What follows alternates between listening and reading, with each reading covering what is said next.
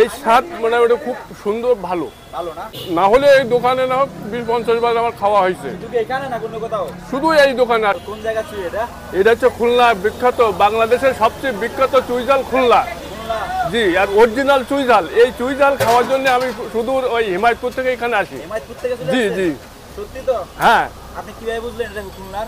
খুলনার চেয়ে আমরা তো আমার স্থানীয় দেশি বাড়ি হচ্ছে খুলনা। খুলনা জি, এই খুলনা চুইঝাল এটা অরিজিনাল চুইঝাল। অরিজিনাল। জি, খেয়ে দেখেন কেমন স্বাদ। এর মানে এই স্বাদ, হ্যাঁ, এই স্বাদ মানে ওটা খুব সুন্দর ভালো। ভালো না? হ্যাঁ, এই আচ্ছা, তো খেয়ে দেখেন কেমন লাগতেছে।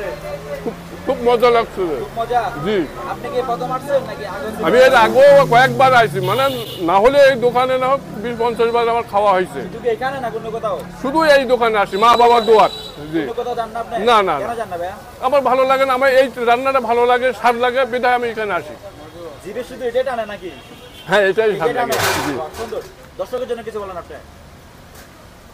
দর্শকদের জন্য বলছি যে দেখাচ্ছে কি স্টেডিয়াম 4 নম্বর 5 নম্বর গেটের মাঝখানে মা বাবার দোয়া হ্যাঁ, বিরিয়ানি হাউস। হ্যাঁ। আপনারা যদি খাতে চান এখানে আসবেন। এখানে মোটামুটি আপনারা একবার খাইলে আরেকবার তার অবশ্যই এই দোকানে আসা লাগবে ইনশাআল্লাহ। ইনশাল্লাহ। ভালো থাকবেন। আল্লাহ হাফেজ। আল্লাহ হাফেজ।